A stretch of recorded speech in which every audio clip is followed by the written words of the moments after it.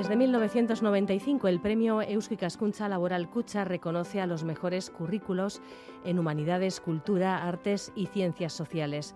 Este galardón, uno de los de mayor prestigio del ámbito vasco, se amplió en 2019 con una segunda modalidad dirigida específicamente a gente joven, el Gazte Saria Eusko Ikaskuntza Laboral Kutxa, con el que se respaldan proyectos de investigación o de creación dentro de las mismas áreas, humanidades, cultura, artes y ciencias sociales. Eso sí, quienes presentan estos trabajos tienen que tener menos de 35 años.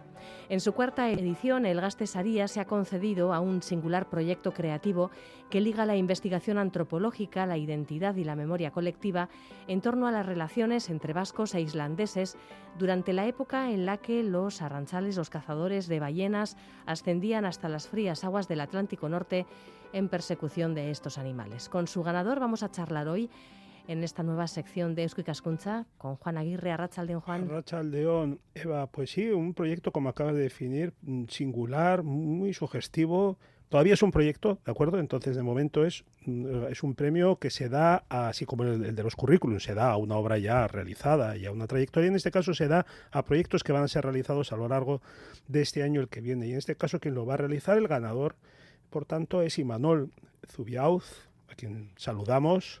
Arratsaldeon, Imanol. Arratsaldeon. Hola. Buenas. Y Sorionak, claro. Lo primero, Sorionak, por este premio que da un empujón, ¿eh? A uno le dan ánimos, ¿no? Supongo, para tirar para adelante.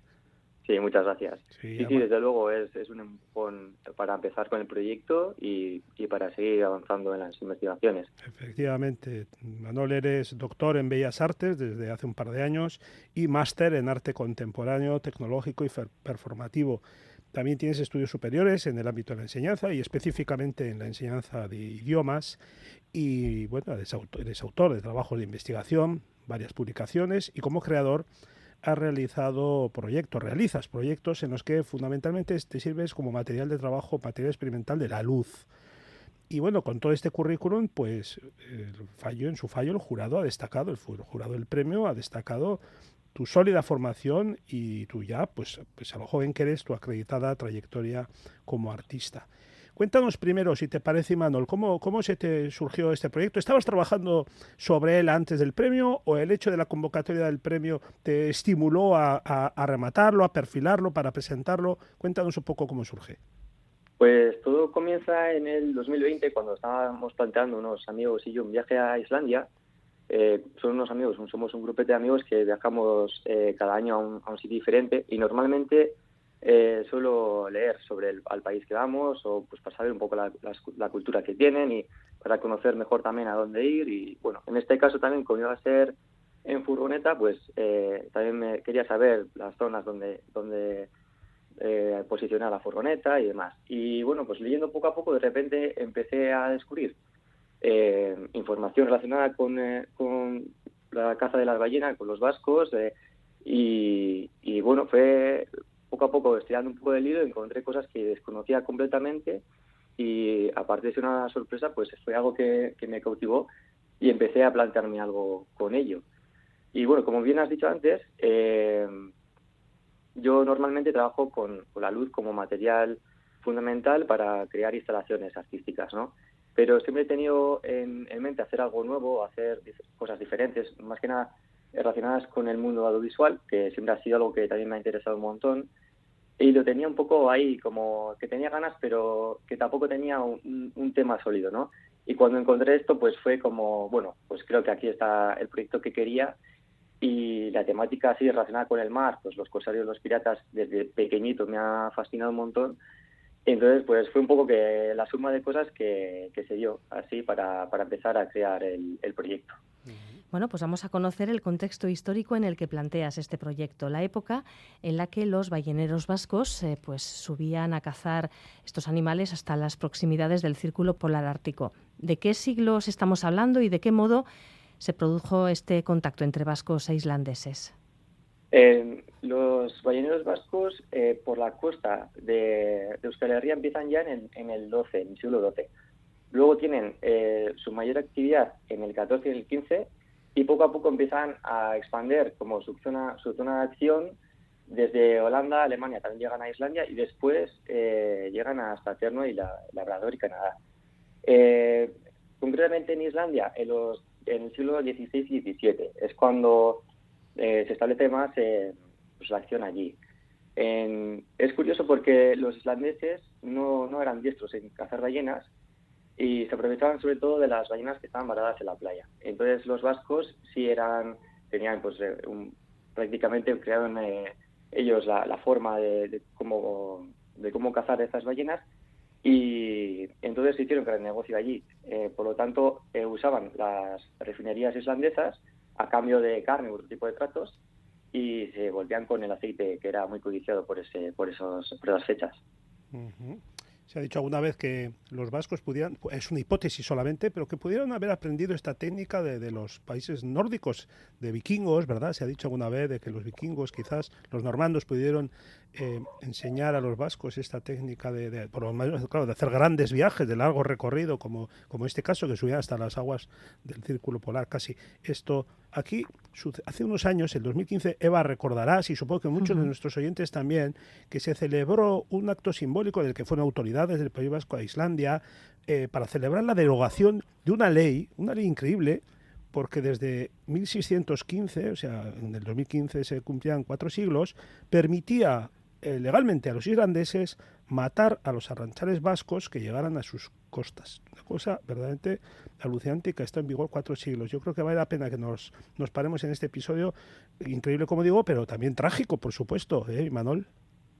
Sí, así es. Tenemos que entender que Islandia en esa época era un país muy diferente a como lo tenemos conocido ahora, ¿no?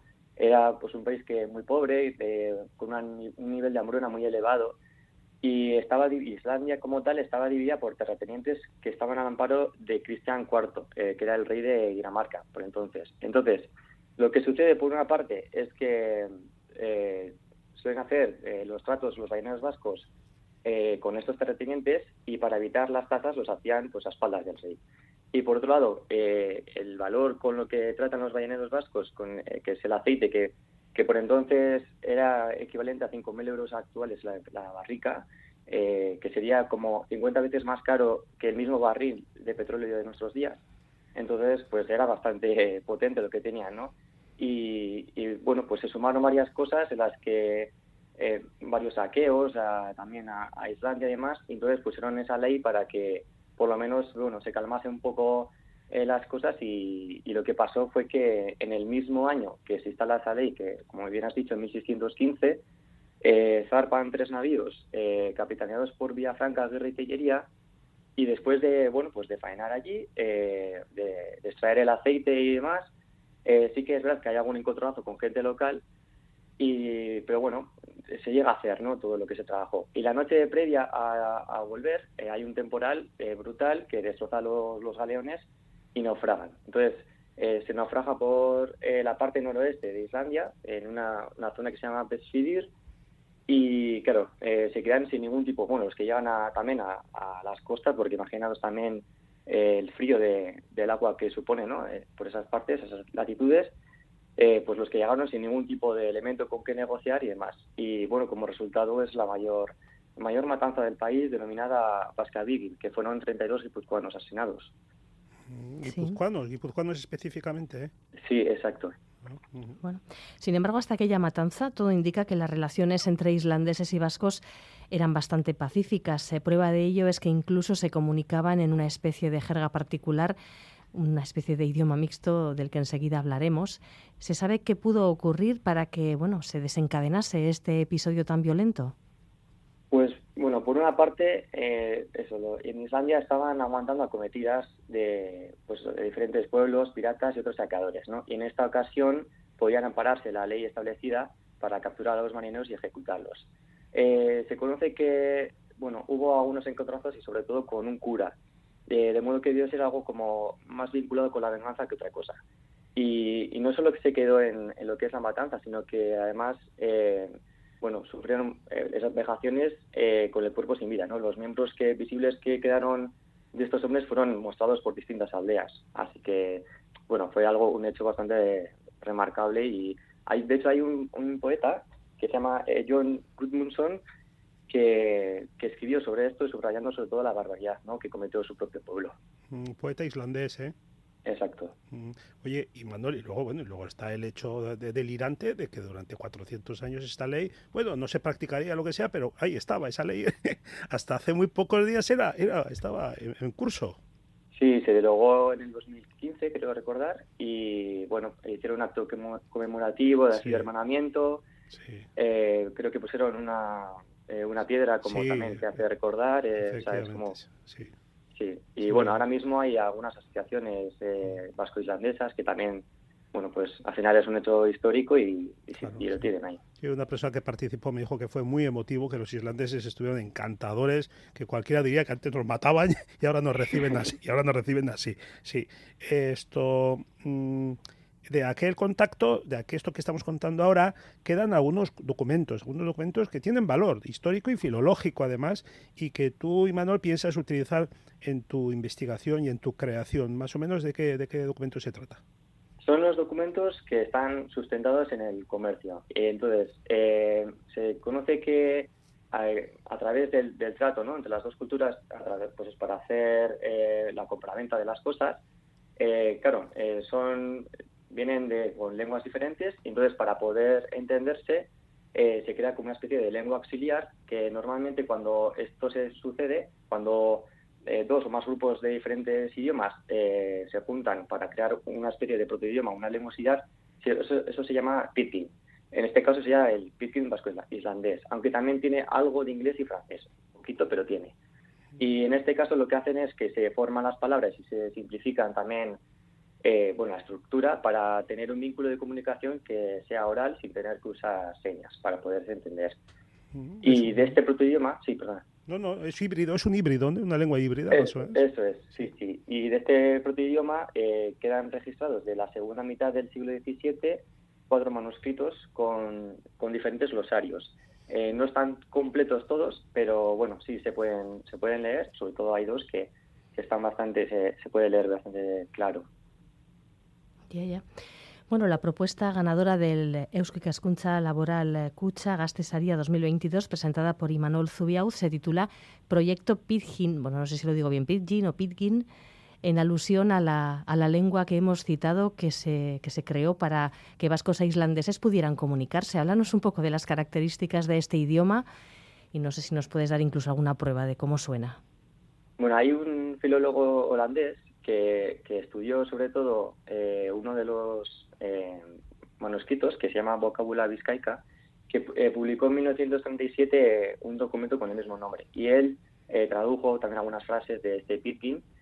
Y bueno, yo acabo de empezar. Tampoco necesito tiempo para poder hacer un análisis mejor y demás. Y por ahora estoy leyendo investigaciones de filólogos y investigadores como José Ignacio Walde, Enrique No, Ricardo Echepare y, bueno, mencionado Nicolás Kjerdin, ¿no?, este holandés.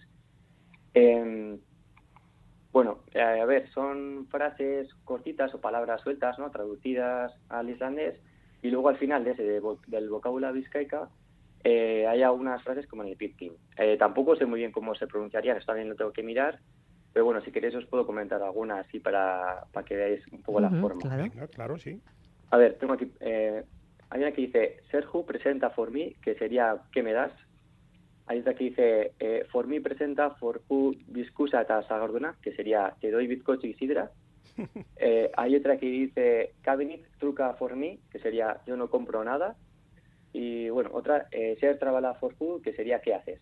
Y al parecer, presenta es dar, truca es comprar, travala es hacer o estar haciendo, y luego for me, for who o for you sería parte del inglés, y cabinet, que se puede como dividir en 2 partes, como cabi y nit, que sería como nada, o en euskera eceret, también como en 2 partes, y nit, que sería no. Entonces, bueno, se puede, a través de este documento me está ayudando bastante a identificar las cosas y demás, pero ya os digo que acabo de empezar un poco a leer las investigaciones y hay mucho por qué descubrir. Pero bueno, hay que decir eso, que el islandés y el orden, el islandés y el orden del euskera son opuestos.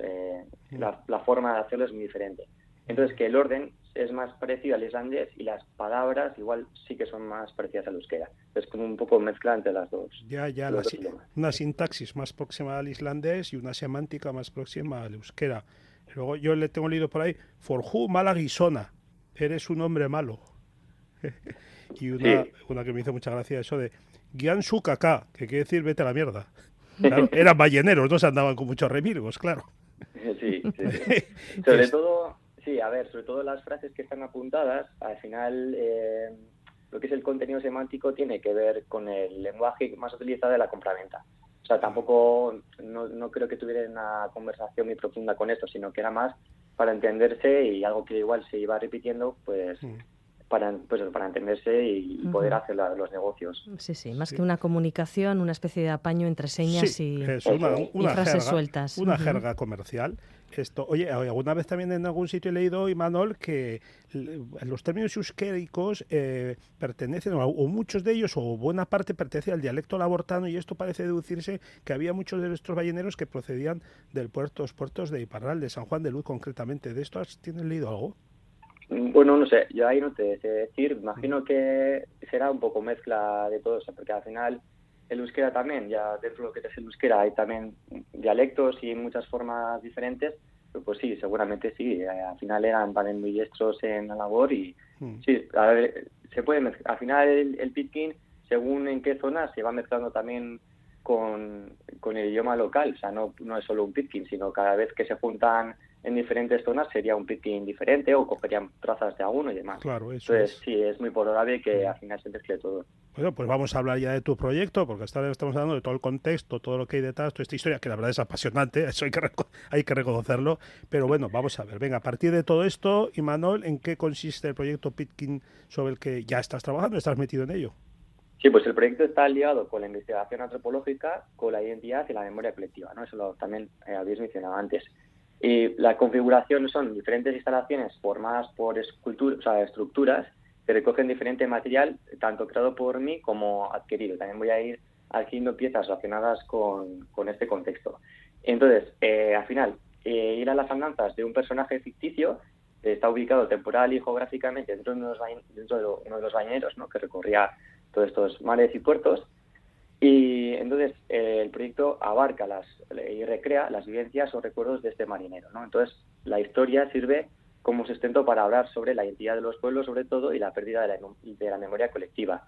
Porque yo, cuando empecé a leer sobre esto y incluso a buscar más cosas ya, tampoco era una cosa que yo conociera y había mucha gente que tampoco, por lo menos cerca de mi contexto, que tampoco lo conocía, ¿no? Y es algo que es muy importante en nuestra cultura y al final es una cosa que nos ha heredado también, toda la parte de lo marítimo, al final sigue estando, ¿no?, presente en nuestros días. Y era un poco recuperar esa memoria colectiva y también están integrados partes de las culturas islandesas, vascas, pues como el pitkin, el folclore, la mitología y las tradiciones. Y también al final esto tiene como una ayuda económica y también esto lo voy a emplear para reproducir mapas, grabados, sellos, otro tipo de objetos o herramientas vinculadas expresamente con la vida del navegante, ¿no? Entonces, poco a poco se va a poder ir descubriendo el contexto cercano del navegante y un poco hablando al mismo tiempo hablar el contexto mucho más general y de nuestra cultura. Bueno, ¿y qué plazos manejas para empezar a presentar tu trabajo? Por ahora, por ahora lo que voy a hacer es leer las investigaciones y de gente que ya ha escrito y ya tiene pues estudios sobre esto. Después voy a contactar con diferentes instituciones, pues como el Aquarium, el Instituto Vasco, la Diputación de Guipúzcoa, los museos navales, Albaola, por ejemplo, también, pues como no, tengo que contactar con ellos y presentar un poco para que sepan por dónde voy a ir y demás. Y luego también tengo previsto pues grabar tanto con vídeo como también generar un paisaje sonoro a través de audios extraídos del exterior y del interior del mar a través de hidrófonos, por ejemplo, y crear también las estructuras donde van a ir todo este tipo de material, que serán de madera y metal, ¿no?, pues materiales propios del mundo naval, y pues van a ser así como estructuras similares a muebles que pueden estar vinculados como con una muestra antropológica la que vas descubriendo poco a poco, pues a través de abriendo cajones o visualizando cosas, vas viendo poco a poco el contexto y la historia de este personaje. El premio te da hasta el año que viene, ¿no? Tienes este año y el año que viene para completarlo. Tengo, sí, hasta finales de este año es más o menos, ya tendría que estar prácticamente el proyecto terminado y sí, el año que viene es cuando lo tengo que presentar. Bueno, pues estaremos pendientes. Imanol Zubiauz es el ganador de este premio Gazte Saria Eusko Ikaskuntza Laboral Kutxa, el correspondiente a 2022. Gracias y a ti también, Juan. Hasta pronto. Agur. Eskerrik asko. Eskerrik asko.